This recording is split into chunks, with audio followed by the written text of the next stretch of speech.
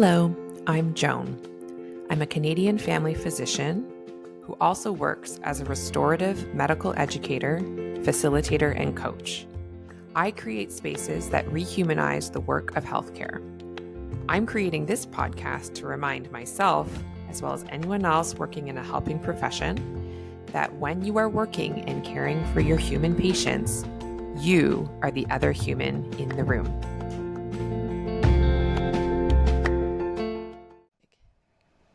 Hello there, healthcare humans. Thank you so much for coming back for another episode of The Other Human in the Room. I am so delighted and excited to be with this particular healthcare human today. We have never met in person, but I feel like I know this healthcare human very well because we hang out at least once a month on the internet for the past year. I have learned so much from her, both from her lived experience, but also from her depth of knowledge around ableism and disability advocacy. And I'm so grateful to have her in my life, albeit remotely. And I'm so excited that she agreed to come on the podcast today. So with that as a little primer, Samantha, do you want to introduce yourself? Hello! It was actually so hard for me not to interrupt that and be like, oh my God, Joe, that's so nice. Well done. I held it in till just now. My name's Samantha Lavitt. I'm a family doctor in a small town outside of Ottawa, Ontario. And I live here with my furry pets and my husband and my extensive gardens.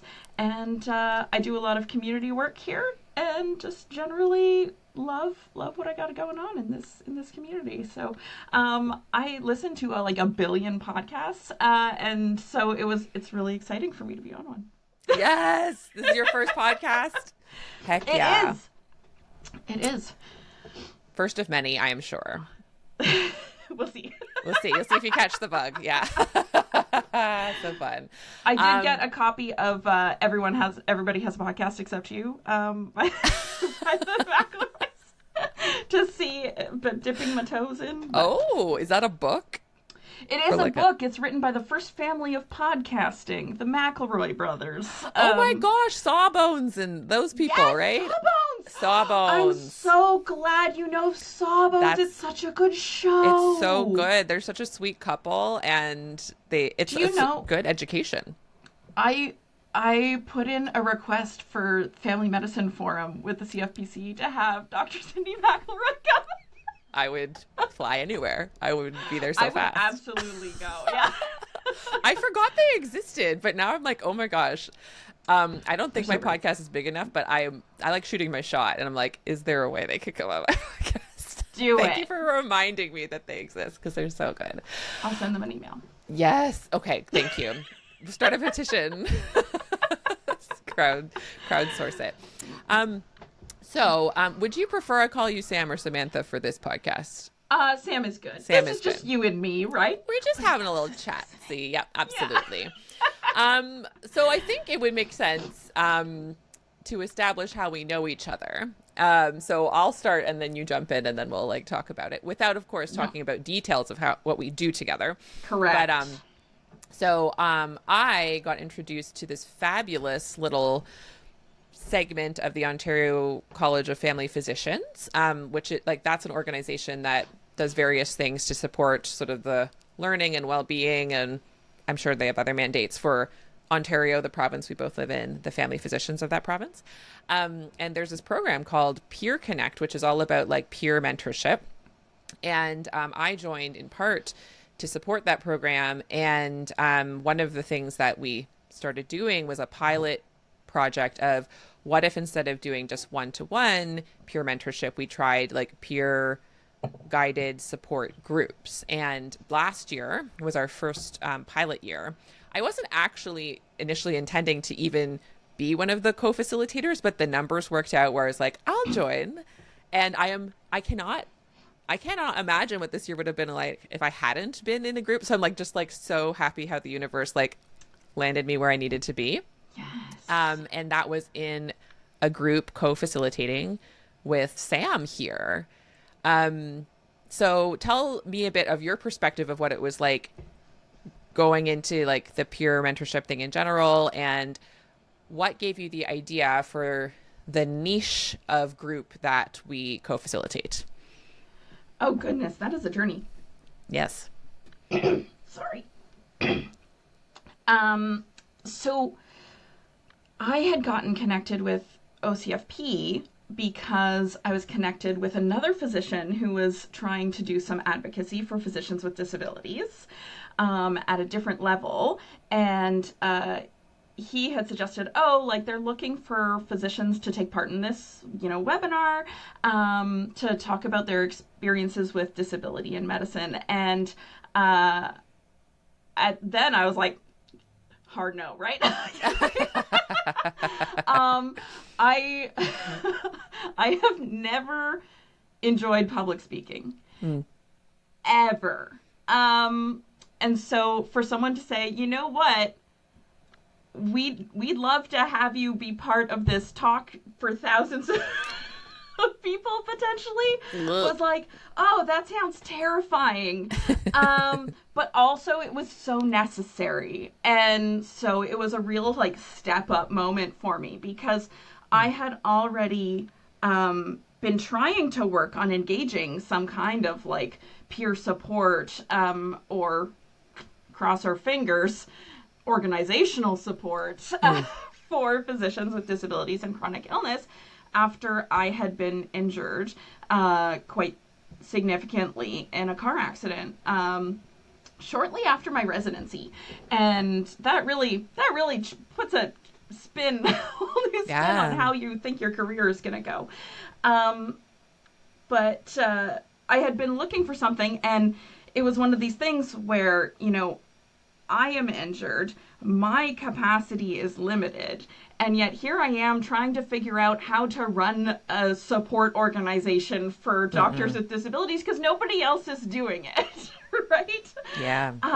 And it was just like so much, and I was trying to reach out to different people, but it's a really unspoken thing in medicine to admit that there may be something wrong with your physical body. And so, like, I had done my residency in Ottawa. I had worked after residency in Ottawa. I did not know a single other doctor who was disabled or chronically ill. I can think of one example where someone had surgery and came in a brace and was like really struggling to do things. Yeah. At work. Then they were still at work. Yes. And then they took their brace off, they went back to whatever, right? But yeah, so I was trying to do all these things, and then this opportunity with the OCFP came up, and I was like, okay, let's do it. And then because I did that webinar, when the peer groups came up, they had said, are you interested in joining Peer Connect? You can be a peer guide or whatever. And so I had registered as a peer guide, but I don't think people really understood what I was offering, which, granted, is entirely foreign to the nature of how our healthcare system works. So I understand why nobody really got it. But when the peer groups came up, I thought, okay, here's our moment, right? Yes. We can get a group of people and we can say, hey, this group is for doctors who have disabilities and chronic illness and want to be able to talk about that because you can't talk about it anywhere else. And so to be able to put that in, like, I'm so grateful to the OCFP for me being like, hey, I'm going to pitch this idea that like nobody is doing. What do you think? And they were like, go for it. I really, really appreciate that. So that's what we do, and it's lovely. Oh, it's honestly one of my favorite parts of my week on the weeks we do it, because we run the groups once a month, and it's honestly like it's just a magical space. I think specifically, well, because the humans in it are magic, but also I think, like you just said, it's because we're talking about things that it's sort of you don't talk about. They're like the unspoken, there's the hidden curriculum that you're not supposed to talk about, the fact that every single human who works in healthcare is a human being in a human body. And then at some point, our bodies will fluctuate in terms of their capacity and their abilities, and some more so than others, depending on either what happens to them or what gets expressed in their body. But Mm-hmm. we don't talk about that. I'd love to hear your thoughts about what is it that we aren't talking about when we're not talking about disability. Oh, you know what? You felt like the weight of that sigh, eh? Yeah. Yeah, it's a heavy one because what we're not talking about is the fact that doctors, I think, generally perceive disability as weakness. Hello. And yeah, Yes. and which is so wild to me because we're in this we're in this profession to assist people with their ailing minds and bodies. And so to have this underlying current that having a disability or having chronic illness, anything less than like intellectual and physical perfection of stamina. Which, like, actually, who perfection doesn't exist, right? So, like, what are we Right? even No, saying? absolutely it Yeah. doesn't. Absolutely it doesn't. But to think that anything less than that is unacceptable, Yeah. right? Mm. And so it just gets like just shoved, like just swept into a corner, and like we don't look at that corner anymore. And I think part of the problem, and this is one of the things that I've been trying to work on, is figuring out why that is. And I think, certainly we could be here all day talking about the culture of medicine and Yeah. all of the things that would be great if we could, like just be nicer to each other. Oh my gosh. Period. Yeah, right. And not even just in medicine. I was thinking about this the other day because I was thinking about how I came into medicine in the first place, and I remember it was I'd had this emergency medical evaluation, and then I ended up having surgery when I was a teenager. But I was old enough that I ended up in the adult hospital, and I remember going through this whole procedure, and that experience like shaped my perception of medicine so intensely because I interacted with a wide number of providers while I was there. And I came out of it being like, we gotta be able to do this better. There has got to be a better way. Yep. Because, some of them, they were very efficient. Sure. The job got done. But like, I remember being in a lot of pain at night, and I asked for a warm blanket because I was like 17. I didn't want pain medicine. And it was easier for the nurse on staff to give me morphine than it was to get me a warm blanket. Yeah. Oh, right? boy. Which is so wild. Like, yeah. Just shows the priorities and the whole structure and the systems. Yeah. The whole structure of how things fit together. And I think I only had one physician during my whole time there who actually explained to me, rather than my parents, what was happening. Wow. Right? And bless her, I would shout her out, but then that kind of it gets a little too personal, so I'll send her a fruit basket later.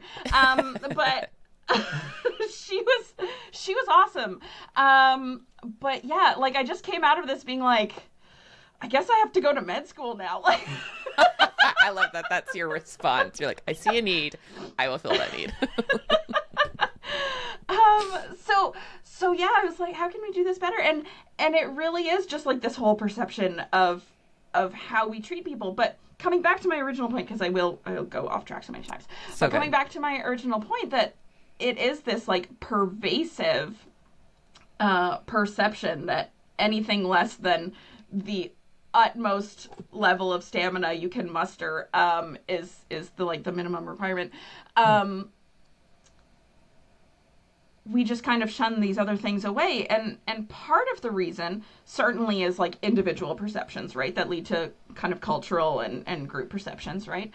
Some of it, though, is the way that our organizations and like government billing and stuff is actually structured, right? Because the reason that we don't see, like we talk about this with role modeling in other professions, right? If you can't see it, you won't know to be it, right? Totally.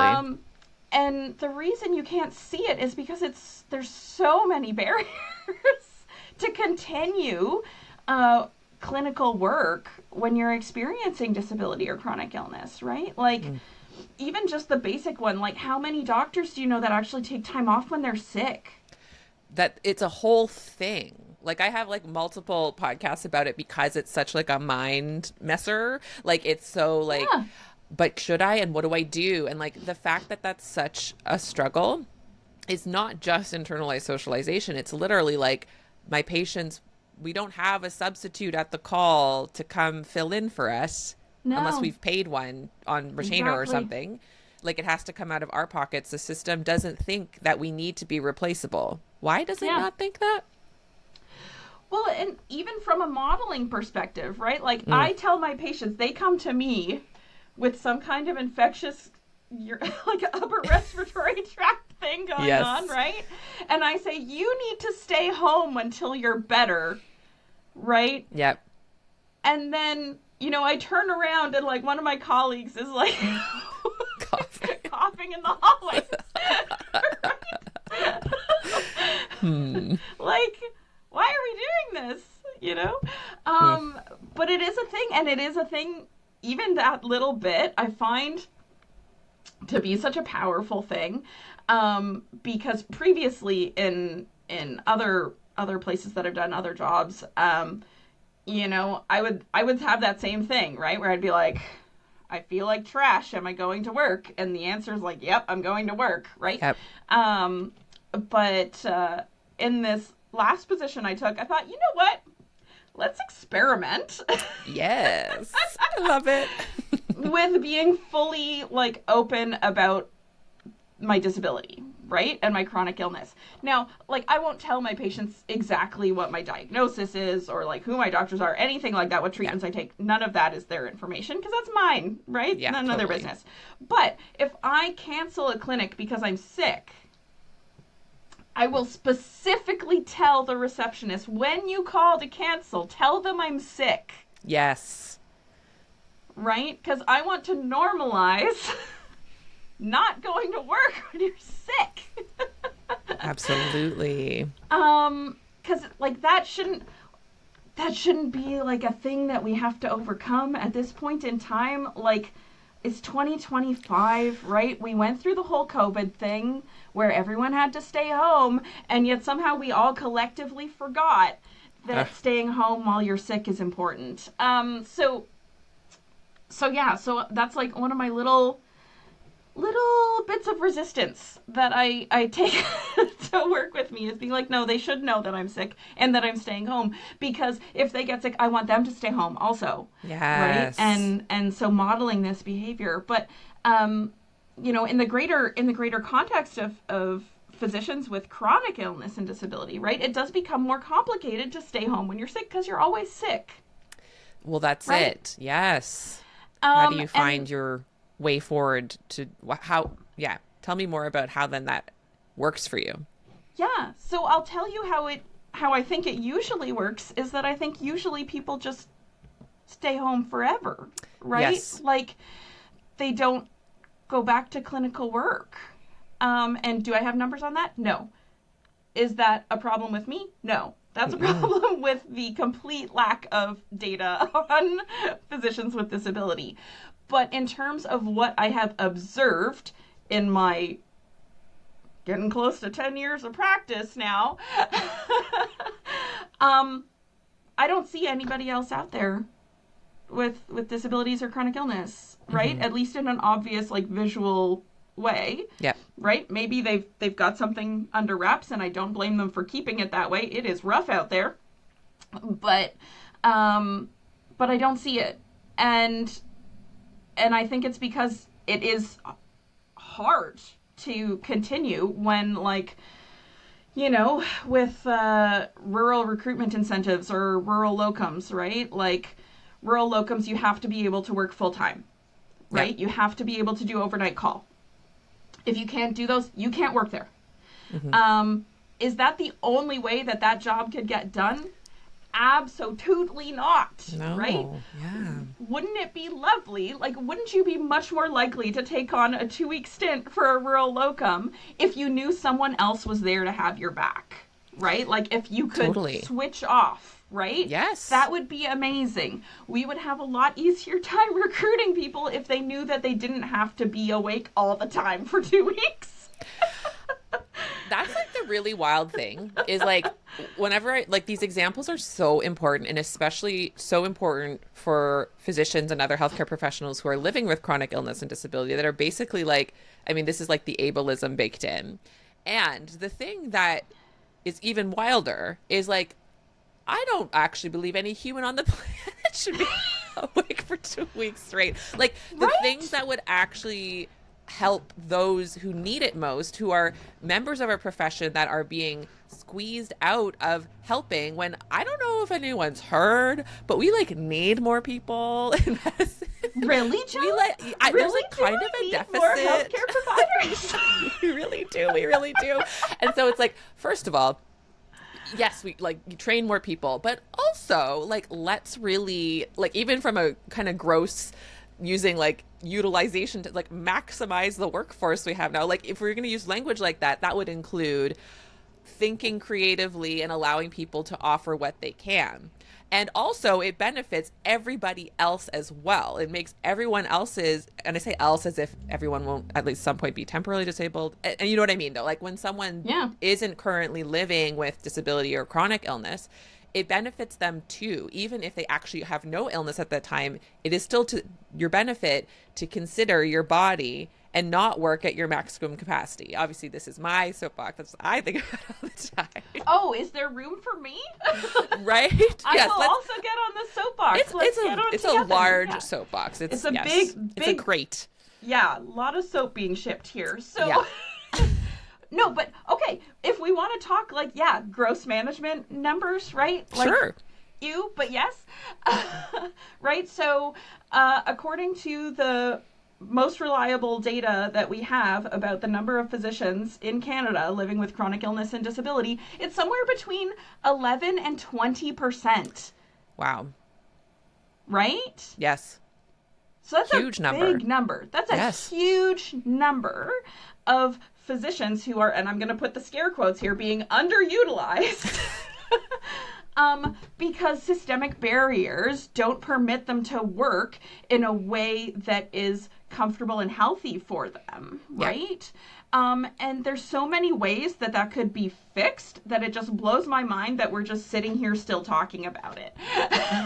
We're not even engaged in the conversation to be like, okay, how can we move forward towards this? Obviously, there's a healthcare shortage, the billions of people who are going to be orphaned soon, etc. So it's like, well, okay, no one's having this conversation. Let's rip some off here. Okay, so you could take away minimum numbers for rosters, right? Yes. So then someone who can only work part-time could still take 400 patients, right? That's a large number of 400 patients greater than zero.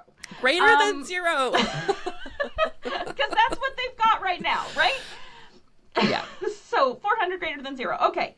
You could make it so that the ability to practice share, particularly, I know this is very specific to our funding models in Ontario, but so that you could actually share a roster under the provincial government, right? Yeah. Right now, if you want to share a roster, you have to do it as like some kind of long-term locum agreement, or like one doctor gets paid and then they take a cut and pay the other doctor. Like, it's weird, right? Why not just when someone signs up, you're signed up to a pair? Yes. Right? Okay, great. Second problem solved. Third, what if we made clinics accessible for the people that work there? Tell me more. Okay. So this is a beef that I have, a major beef. And I remember asking about it in some of the physician groups that we have available online, saying, has anyone worked in a clinic that was accessible for the physicians that worked there. Because we take all this time to think like, okay, patients need, a door that's motorized so that it can open for people using wheelchairs. And, their side of the reception desk has to be shorter in case they're using, like all these things that we take into account for patients. There's usually a room that's larger so that, people with mobility devices or support people can be accommodated in that space. Some clinics, but not all, will have like a motorized table, right? So that it can come down to a certain level and someone can transfer on right now, right? So we think about all these things for like, how does a patient in a wheelchair use our office, right? What we don't think about is how does a physician in a wheelchair use our office? Right. Or even a physician with a cane or a physician who is visually impaired. Like, these doctors exist. What about a physician with migraines who's really sensitive to fluorescent overhead lighting? Right? Have you seen a lamp in a doctor's office as opposed to the overhead lights? Because that would be great. Or like windows. My new clinic has windows, and it is a game changer. Windows are starting to be a thing, right? They're putting the exam rooms around the outside of the building so that natural light can come in. Glorious. But the fluorescent lights are still on all the time. Yeah. Right? Yeah. But I know, so I started using a cane intermittently. When was that? A bit ago. I don't remember. Last year, maybe. I started using a cane, and a lot of these things became apparent to me once I started using a cane, because once you start using a cane, you have lost half of your hand capacity. Right. For holding things and doing things. And depending on which side you use your cane on, that might be your dominant hand or your non-dominant hand. And so our front door is wheelchair accessible. It has the button, right? Our staff door isn't. Yeah. Our staff door has a lock that I have to hold the key and turn it at the same time that I open the door. Yeah. Right? And if you're watching the video, you can see now That's where two the hands. problem is. That's two hands. Right? One of them has to hold my cane. Yes. But my legs, my body might also need the support of my cane. And if I'm using one of the hands with either the key or the door to open it, then I'm not using the cane to support my body, which means I have to support my body another way while I'm opening the door, which means I might be leaning on the side of the building, right? If I'm having a really bad day. Or I might be able to manage it, but it means that now that I'm using two hands, I've had to put all my stuff down on the ground. Yeah. It might be snowy or whatever, right? It might be snowy or wet. Yeah. Right. And so this is something that, you see it, you're like, oh, it's a door, right? Until you try to go through it. Yep. In a way that you don't have access to all of the normal, functions you would usually have. Yeah. And then it's no longer a door. Then it's a wall that has a handle on it. Right. And it's not the same. And, what always gets me about these things is, the phrase, I know the phrase is out there, accessibility is for everyone. Yeah. Right? And we talk about that and we use that phrase because it's really hard until you're in a situation where you need that accessibility. You often don't think about it. Yeah. But how many other doctors need to carry stuff and open the door at the same time? I'm not the only one. It's helpful for literally everyone because you could have your hands full of something else. Totally. Exactly. Yeah. You can bring your lunch. You can eat your lunch like a human. That doesn't sound... I practice medicine. I don't eat lunch. I'm joking, but it's such a... I don't pee. I don't eat during the day is kind of, and then in some circles, it's bragging rights. How long has it been since you've eaten? How long since you've peed? And it's we don't have to do a reverse thing where now we shame people who don't. It's not about that. That's not helpful. No you shame. You hold your bladder for 5 hours. I held my bladder for 6 hours. Yeah. It's please, let's no shame in all directions. Yes, let's And absolutely not do that. like, it does make sense to feed yourself and to use the bathroom. Like, it does make sense. We know this. We Yeah. went to medical school. Those are things that the body appreciates that we take Well, time and to do. I'm glad you brought up medical school because it is such an important thing to address with the students. And when I take students, I'm always like very like bordering on pushy about it. Tell me, Being what are like, you pushing? did you eat today? Did you drink water today? Have you gone to the bathroom? And if they're Yes. like, I'll do it after this, and I'm like, no, you're going right now. Yes.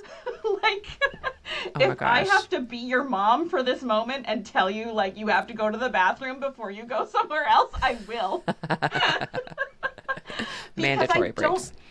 I don't want them to get into this space where they're like, my body needs are not important. It's more important that I write this lab requisition or finish my note. Like, no, you're the whole time you write that note, you're going to be thinking about how bad you need to pee. So just pee already. Yes. You'll do the job better with an empty bladder, actually.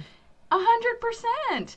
And I've also started being a lot more open with the students when they come in because I've realized with the way that like disability accommodations and because of the level of stigma in medicine against disability, like I know that they are asked if they have any accommodations before they start a rotation with me. Yeah. And I am supposed to get a report indicating what those accommodations are. Right. I will ask them again in person and I will say, these are my accommodations. What are your accommodations?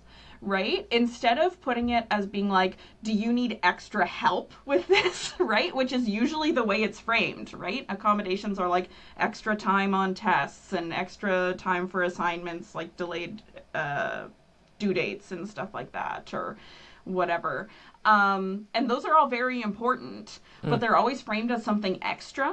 Yes. Where, like, I would love for it to be more recognized instead of extra, that maybe it's alternative. Right? Yep.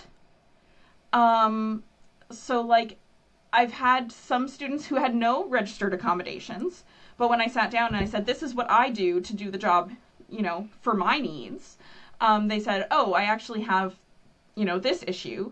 Yeah. And we worked around it to figure out, like, other ways they could do procedures and, like, other adaptations we could use in clinic to make them more comfortable, right? And these are not things that are being reported because they're not considered to be, like, again, scare quotes, worthy, right, of reporting. But if it's something that makes you do your job better. Would we prefer someone does their job better or worse? Just in general. It seems so obvious when we say it that way, but I know, that's the whole so perception problem. Yeah. That's like, I going back to what you said almost first, where you're like, the if you want to boil it down, one of the main problems is that we are socialized, I think, outside of medicine, but then even maybe more so inside of medicine, that disability is weakness. Yeah. And that, like, hit me like an arrow through the heart, because it's like, yeah.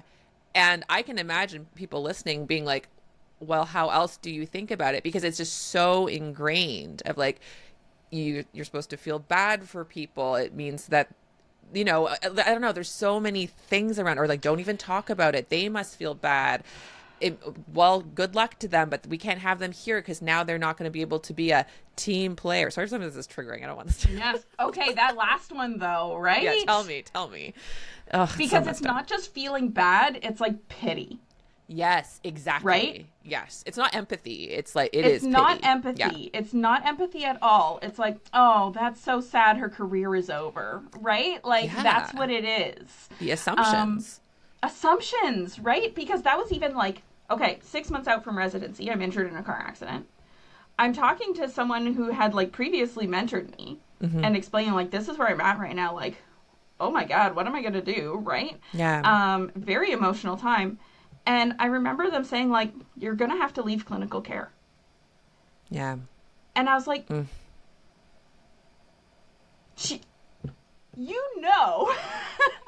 how hard I have busted my ass to get to this point where I could provide clinical care. Yeah. Right? And I'm supposed to just be like, nah, I guess that's it. No. I refuse. Amazing. That is not how this is going to go down. And yes. You know what? It has taken me years to figure out ways to make it work.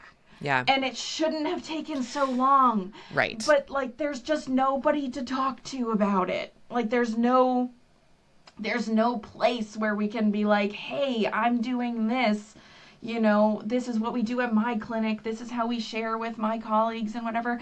And so, like, I'm doing all this time just, like, brainstorming. Yeah. Right? And even for other arrangements that are considered acceptable for, like, non-disabled physicians, but somehow aren't acceptable for disabled physicians. Oh, what's an example of that? Okay, I have a couple. Yeah. Your kids have soccer on Wednesday night. Right. Trade off. I don't know if they do. No. But I'm just saying they do. I refuse to have evening activities, but that's me and my Let's say they do, though, Let's right? say they did, yeah. Say they did. A doctor has kids who have soccer on Wednesday night. They cannot work past 3 on Wednesdays. Yeah. That's fine. Yeah. If I can't work past 3 on Wednesdays, it's like, I don't know if that's a good fit. Yeah, if you don't have a good enough reason defined by some external factor, right? Yeah. It has to be an external factor is what I have found to be different, right? Like there has to be some kind of obligation outside of your own needs for it to be okay.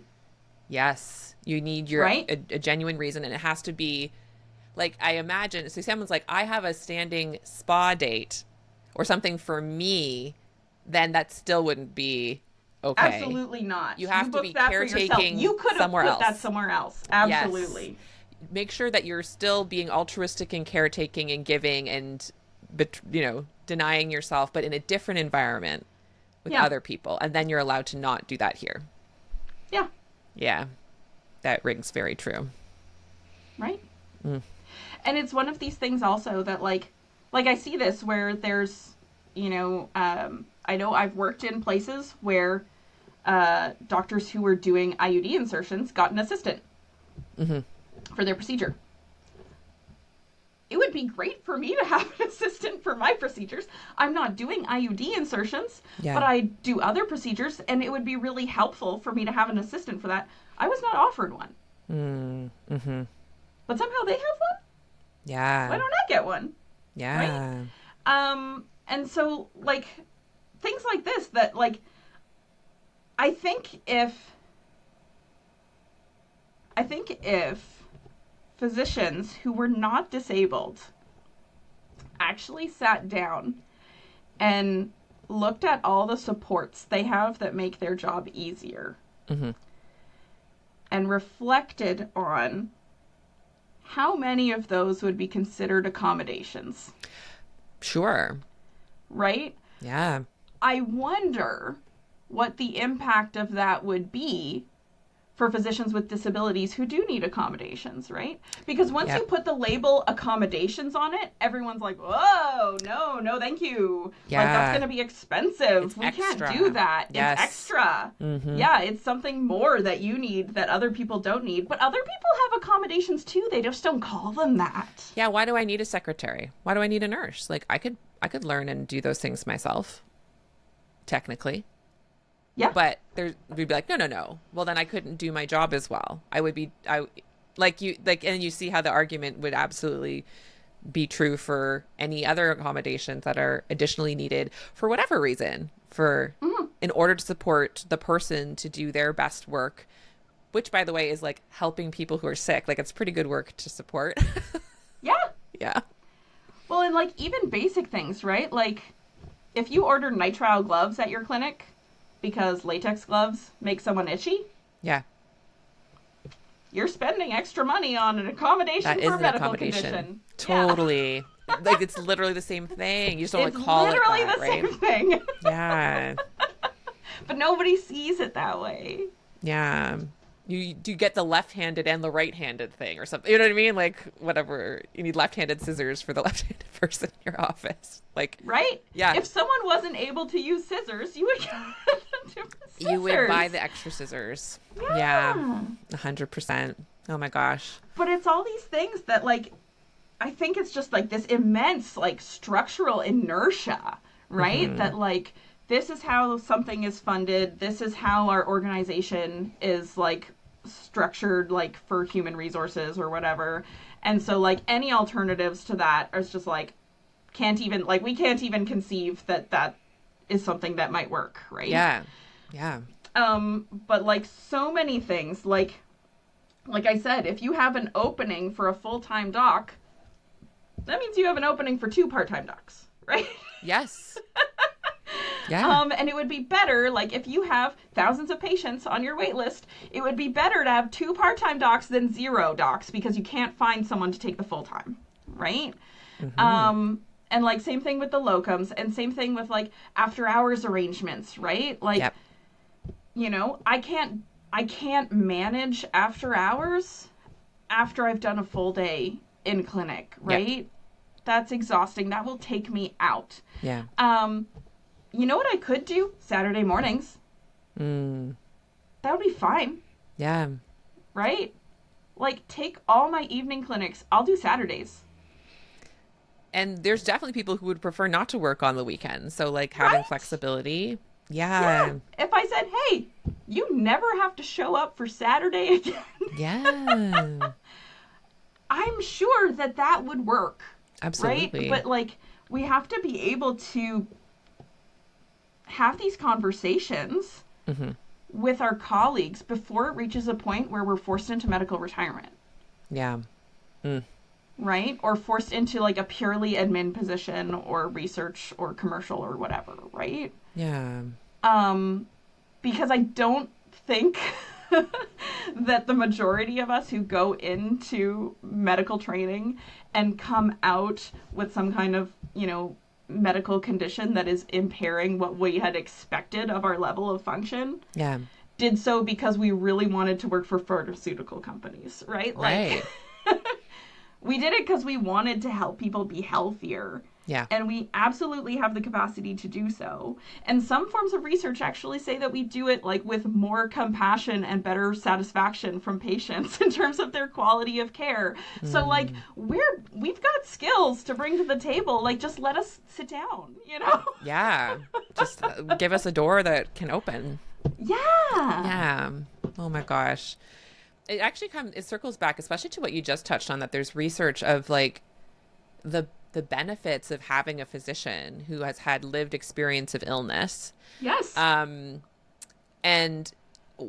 you know, in terms of, like, counterpoints, one of the things I've loved so much about, like, learning from you and the members of the group are, like, other ways to think of disability, and not in a way of, like, toxic positively only. Like, obviously it can be such, like, complex emotions with any experience, especially one where, like, you've had a change in your life. So, not that it's, like, only positive thinking, but I've also heard you talk about the fact that there's natural, understandable, positive thinking around the disability community, like disability pride, disability joy, and the strength of having a disability. And so I'd love to hear your thoughts and, like, how that's evolved in your understanding as you've been not only living with, but also, you know, actively engaged in the disability community. Mm-hmm. So, yeah, I will start by saying I remember once at a panel being asked about my disability superpower, and, like, Not for you. Not for Not you. For me. Fair enough. like, I didn't get superpowers because I'm disabled, right? Like, that wasn't part of the package. Didn't make it to me, I guess. But I will tell you what it did do, though. Like, the first spring, after my accident, I was off for months. I was not working at all. I couldn't even, like, shower, like, properly. Like, I did very, very little, which for me, being, like, a super go type of person, was devastating. Because people who meet me now, who did not know me before my injury, are like, you're so busy, like you're doing so many things. And I was like, if you had known me, you don't even know. You don't even know like the number of things I was trying to fit into my life before. Yeah. But the spring after my initial injury, I was extremely limited in what I was able to do. And for a good chunk of that spring, I literally sat on my back stoop and watched grass grow. Which, like, you think, like, she didn't really just... I literally sat... I believe you. That's what you do. And watched grass grow. Yeah. And... because I was just like, it was so exhausting and everything hurt and like other activities were so hard that basically like my life boiled down to like comic books and podcasts and watching grass grow. And that was like my time that I got to be outside getting like fresh air and sunlight, right? But like, what a magical thing. That gift of time. Yeah. Right? To say, there's actually nothing else I could be doing in this moment besides appreciating the cycle of life in nature. Wow. Right? And it really shifted a lot of my perception on how I was living my life. That I was in my 20s and had never really stopped to just like look at grass. Yeah. Ugh. Right? Mm-hmm. And so that experience has kind of shaped things moving forward in terms of appreciating what I am actually using my precious life minutes for. Right? And really valuing what I choose to do with that time. Yeah. Right? Like, I don't want to be rushing back and forth and not remember anything that I did, right? And I don't want to be pushing through and making myself sick for something I don't care about. Yes. Right? And so it became part of the routine, right? Like I have a little morning routine. I have it written out so that on days when I'm like, oh, I'm so tired. What do I do this morning? Like I know that's not where I do things. Right? But like one of them is breathe the good air, right? Because I used to live in the city and then I moved into the country and I go out my back door and I just, oh, that's good stuff, right? Get it into your lungs. I love that. Just get your lungs full of that like good fresh air, right? Yes. Because you'll forget otherwise. You'll breathe. You won't forget to breathe. You'll do that. I mean, some people, honestly, they do forget to breathe, but they're too busy. And part of my job that I've been doing lately at work is measuring people's blood pressure and watching them and being like, and inhale. Cueing breathing. Right? Cueing breathing. I have never in my life taught so many people to breathe as I have in the last year. And part of that is that I did yoga teacher training, right? Because I wanted to do this program incorporating yoga and meditation into treatment for people with traumatic brain injuries. And that ended up being like too much to add to my plate. I couldn't go through with it. But I have incorporated a lot of those tools into my practice for people who are struggling with stress and struggling with their blood pressure and, you know, other things like even like IBS and like these other uncomfortable sensations in the body and like how to work with those and just kind of be able to breathe through it and like acknowledge that that's happening and recognize it without necessarily like making it worse. Yeah. Right? Oh By like worrying about it and like focusing on it to such an intent that that's all you can think about, right? But yeah, I teach people to breathe. And I breathe outside the good air every day. Because we need to be able to appreciate those things. And I totally forgot what your question was. No, because like the initial question was like, I got distracted by the good saying air. it, and like it's like even find the nuanced way to say it, because I don't want it to be like, yeah, what's your superpower or what's the silver lining or whatever, Oh, but like yes. thinking about how disability does not equal weakness, I think is 100%. that sort of, so what's the alternative ways to view disability that are more accurate, that are more human than that really Mm-hmm. dehumanizing lens of like, as soon as you're disabled, you're weak and don't belong here anymore. Even just the notion that weakness as in loss of strength or however we want to define that's not allowed in medicine. You know what I mean? There's layers that, I Yeah. mean, that's totally messed up. So yeah, that was the initial prompt. Yeah. What I will say along those lines, particularly with my interactions with patients, is that I can recognize when someone starts going down this kind of like sales pitch of their illness, Yep. right? Where they're trying to sell you on how sick they are because they need a form filled out or something like that. Yeah. And I know that pitch, right? I have done that pitch, Yeah. right? To other physicians who know I'm a physician. Oof. Yes. Like, please just believe me. Just believe me, Yeah. right? And so, one of my absolute favorite things about being disabled and chronically ill in my medical practice is I can reach over and I can put my hand on their hand and say, you don't have to convince me, Uh, right? yeah.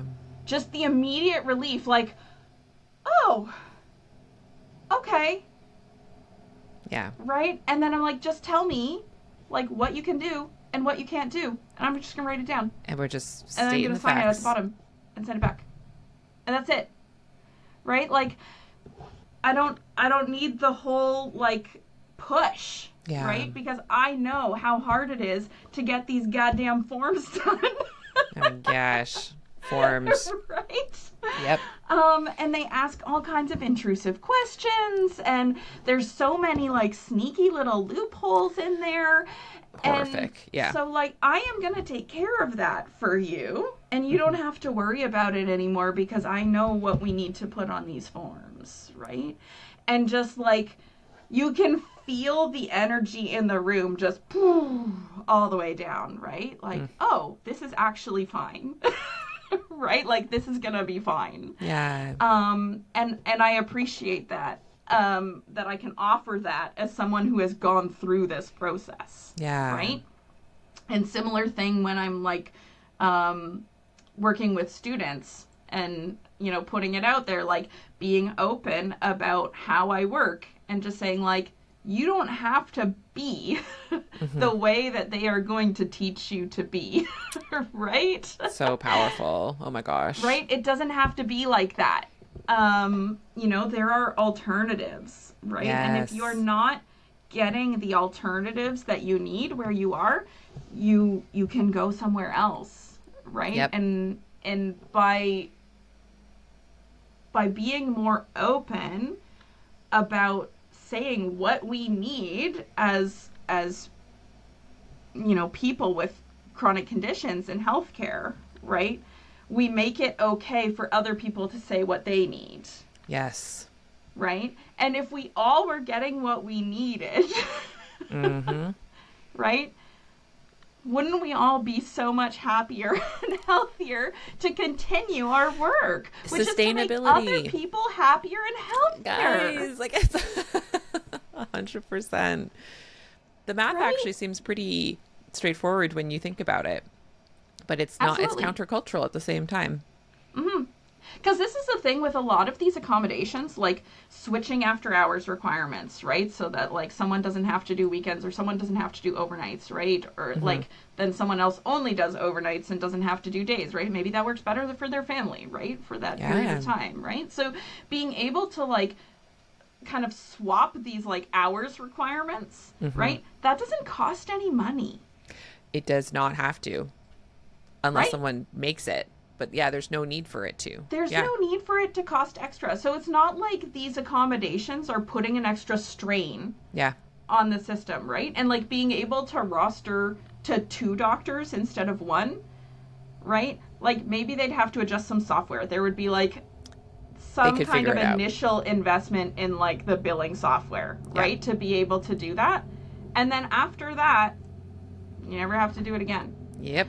Right? Like, so many of these things, and like, even like the doors, like, just like, yep. like, there are other ways to get the doors to be more accessible. Not every door has to have the button, right? Like, there are other options that, you know, many people can use that would still increase the accessibility. Right. Right. And still have security features and all of those things. Like, just get a different door, right? Like, you installed this door. I assume it costs money. Like, do you get a different... Yep. one that actually works so people can open it. And it's one of these things, like, I always think of it throwing back to like whatever that baseball movie is, but like if you build it, they will come. Yes. Field of Dreams. Field of Dreams. I don't even know if I've ever seen that movie, but I have that phrase in my head because it's one of these things, like, nobody I have ever talked to or worked with has worked in an office that was fully accessible for physicians, like for staff who are working there with medical conditions or disabilities, right? Yeah. And then, like, we wonder, like, why there's no representation, right? Right.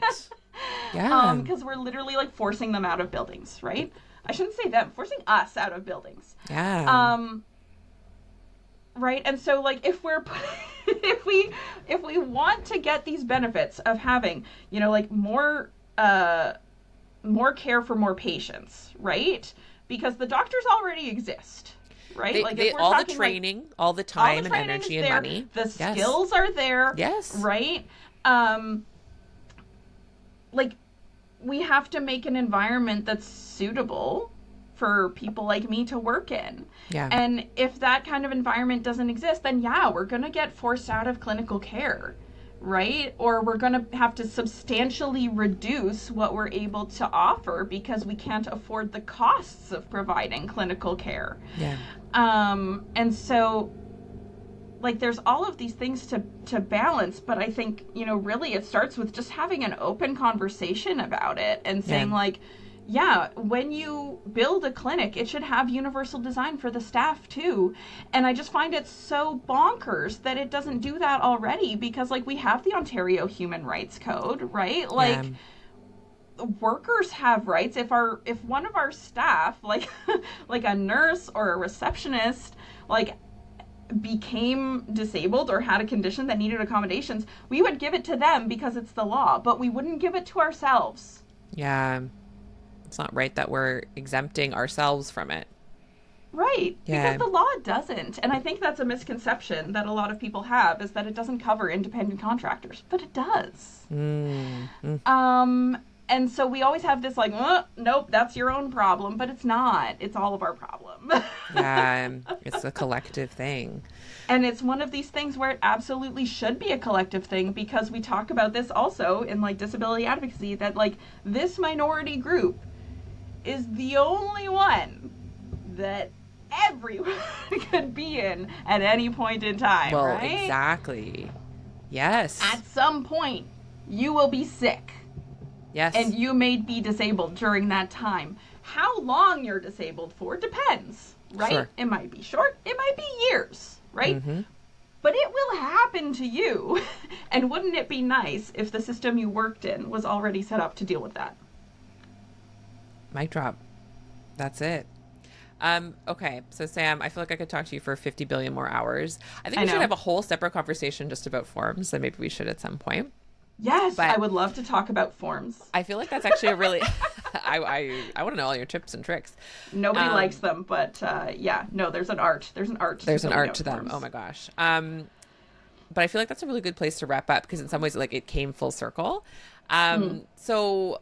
two things that I want to make sure we cover before we finish off. One is to name that you and I are continuing to co-facilitate an OCFP Peer Connect group. And actually, not just one, but starting in April of 2025, depending when you're listening to this, we're going to be having two groups.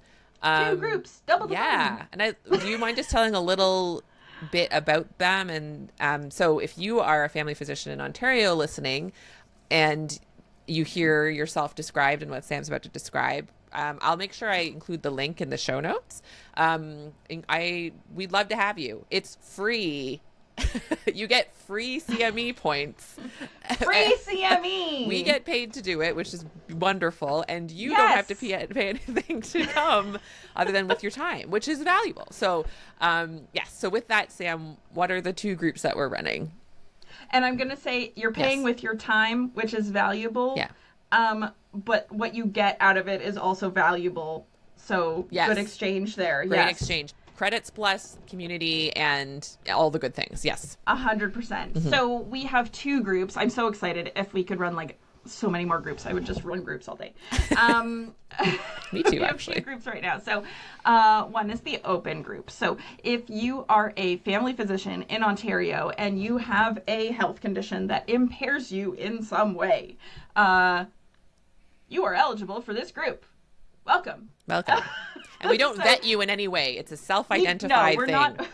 We've never asked for no forms. Oh my God, can you imagine we had forms? You don't have to justify your health conditions to us. But yeah, so if you are working in clinical care, if you're working in some other form of care, if you're not working in kind of the profession, but working maybe on your own life stuff, or volunteering or whatever, those are all fine. That's a group for everybody. The second group we opened is maintenance mode. So the maintenance mode, for people who are not familiar with that term, is when you have like a chronic condition that kind of flares and subsides. Maintenance mode is the time between flares where you're just kind of like riding it out and just kind of seeing how things go and, just working on doing all of your kind of personal maintenance to keep yourself healthy. And so in that group, we're going to be focusing more on that aspect, rather than how it pertains to like active clinical or non-clinical work. So we're focusing more on physicians, but within kind of the self and the experience of disability and chronic illness.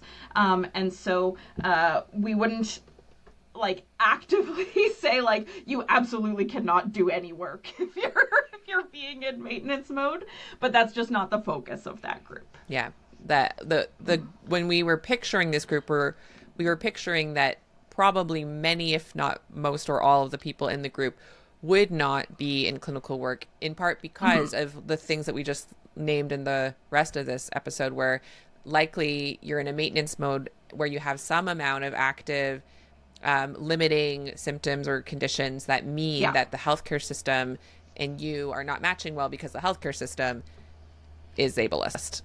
Yes.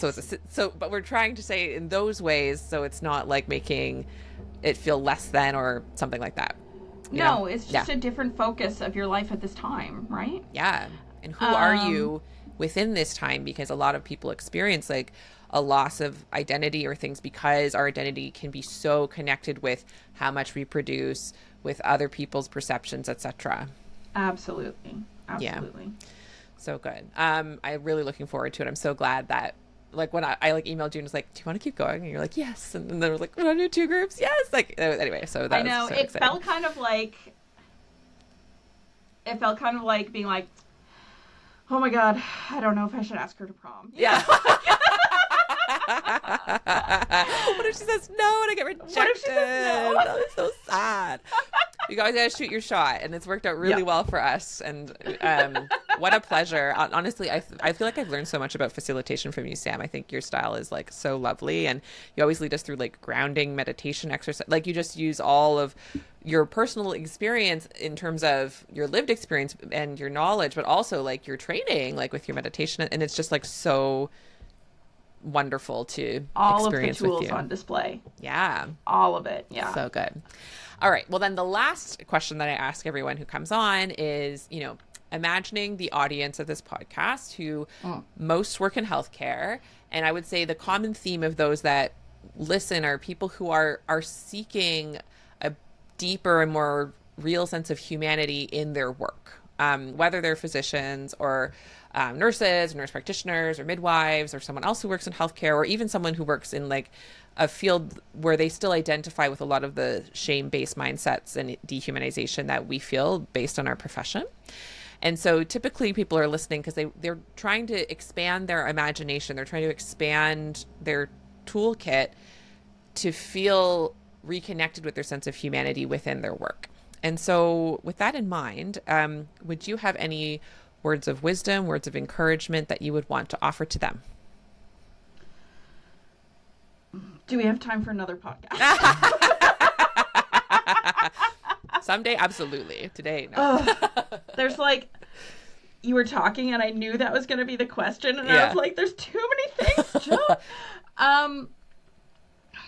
Whatever comes to you first. How about that? Here's the thing that's gonna come right now. So I think I could stand here and like scream into my microphone like you are worthy of doing what you value, and that is important, and you should care about it, and everyone should care about it. And I could do that, but I don't think it is going to necessarily solve any problems right now. But what I will offer you as a technique, not that any of that isn't true, because I'll say it again. You are worthy of doing things that you enjoy and value. Okay, great. Now that that's like, clip that, make it your ringtone. Yes. Now that is out there, what I would encourage you, this is an exercise I do with my residents for kind of teaching critical thinking. And it is something that I do when I am problem solving for my own, medical concerns, and also for my patients, is just to drop away all of what you think is necessary and ask one more question. Right? So, as an example, actually, we're on video. I'm going to use this dress as an example. Okay? Yes. So, I've had this dress for a long time. I love this dress. It's got great pockets and stripes, and it's fun and swingy. Fantastic. When I was on one of my medications, I put on a lot of weight, and the sleeves didn't fit anymore. And one option, right? Default option, throw away the dress. Yeah. It doesn't work anymore. Terrible. No good. Bad dress. Right? Not the only option, right? So, if we take away, the problem is that my arms do not fit in the sleeves, right? We have a mismatch in sleeve and arm size. And getting really specific, like that's the problem. Getting really, really granular about it. That is the problem. Yes. Right? The problem is not that the dress is bad or that I don't fit the dress. Bad. Neither of those. Or that the body is bad, right? It is that the arms and the sleeves don't match. Okay. We got real specific.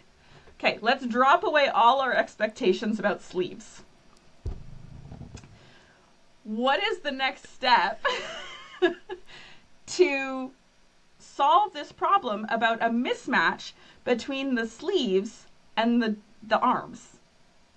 Well, I can't change my arms. Yeah. Right? Like, in theory, over a long period of time, I could change my arms. Yeah. They might go down in size, they might go up in size, right? Yeah. It's going to be really hard to control. That's not a great option. No. What if I just changed the sleeves? This is blowing my mind. And yet, I see the result. Yes. Then I can still wear the dress. I can be comfortable in the dress, because that's what was really the problem, is I wasn't comfortable in the sleeves anymore. Yeah. So I can be comfortable in the dress. I get to wear my favorite dress. Yes. Right? I get to feel good about that. Okay. So what did we do? I could cut off the sleeves. No sleeves. Yeah. Right? That's fine. That's a one valid of the option. options. Yeah. That's very viable. It's a bit cold though. Yeah. And I like a bit of flair. So, so what I did is I removed the center seam on the sleeve that made it into a sleeve. And now I have these delightful little fluttery capes on my arms. Like, I actually, at the very, very beginning, before we started recording, you're like, oh, I'm wearing this dress and I've got these wings. And I was like, that's such a cool style. Like, I would never have assumed that was, I was like, oh, because it's like an elongated cap sleeve. Like, that could absolutely simply be a trend. Yeah. And you invented it for a specific purpose. Problem solving. But okay, so how did you say it? I really loved how you said it at the beginning. It was really cool. So everything that you know. Forget everything you know. Yes, all the assumptions you're making, basically. All the assumptions you're making about the problem, right? Yes. Break down to what exactly is the problem. Yeah. Right? And then ask one more question. Ugh. I'm obsessed with that. I do that so much now. Thank you. See, this is secretly why I asked that question, is like, it's for me. This whole podcast is for me. That don't fit. Yeah. Yes. Actually, there's some clothes where I'm like, yeah, I'm really like, I gotta get them to a tailor. I think they've been sitting in my closet, and like, really, they could be sitting on my body. And I'm excited to explore that. And sometimes it really is just like that simple. That's simple. Oh my gosh. Right? You think you have to wear sleeves. News, you don't have to wear sleeves. Sleeves are unnecessary. Sleeves are, and especially like the way you think sleeves look one way, but what if they didn't? What if they looked another way? What if they were cape sleeves? 100%. Come on. Innovation, people. Oh, it's so good. Well, Sam, I am always so grateful to have met you and to be working with you, because you are such a delightful human. I'm so excited for everyone listening. I hope they have a good giggle along with us, because it's always, sometimes like talking about disability and ableism can feel really heavy and sad, and there's pieces of it that are heavy and sad, but For sure.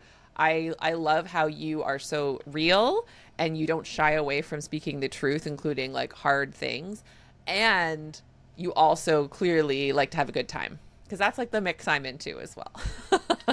That is true. Yeah. That is true. I'm going to point it out for the people on video. This is my skeleton that I keep in my office. He's wearing a tie because this is a business occasion. Does he have a name? I forget. This is Dr. Bones McCoy. Yes. Well, Dr. Bones, always a pleasure. Dr. Lavitt, always a pleasure. Thank you.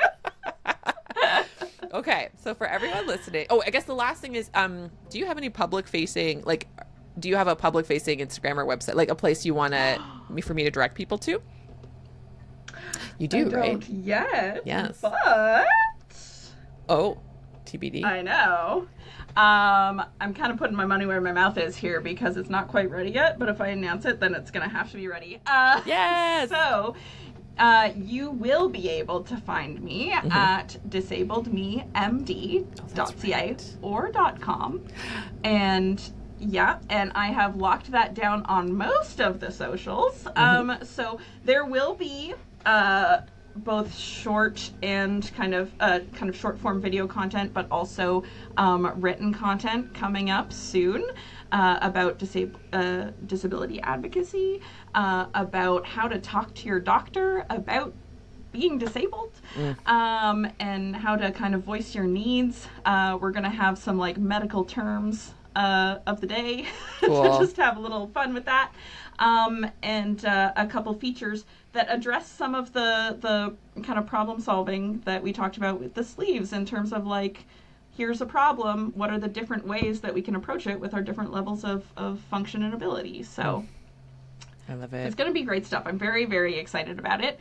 I'm expecting it to be ready probably in spring 2025. Cool. It's going to be fun. So good. So I think I'll put the link in there and like put in brackets like to be launched later in the spring. But because Sure. I mean, people go back and listen to this stuff. Like, there's some people who listen in real time, but also people from the future. Like, someone could discover this 2 years later, right? And then it'll be live. So, and we can always update it later, being like, it's ready now, folks. yeah, Check exactly. Awesome. All right. Well, with that, thank you to everyone for listening, and we'll talk to you next week. Thank you. Bye.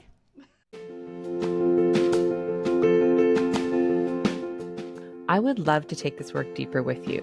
Visit joanchanmd.com today and discover my growing menu of options for restorative medical education to suit your learning needs. I offer one-on-one coaching, customized workshops, and self-study courses that allow you to connect not only with my work on a deeper level, but also with other healthcare humans just like you.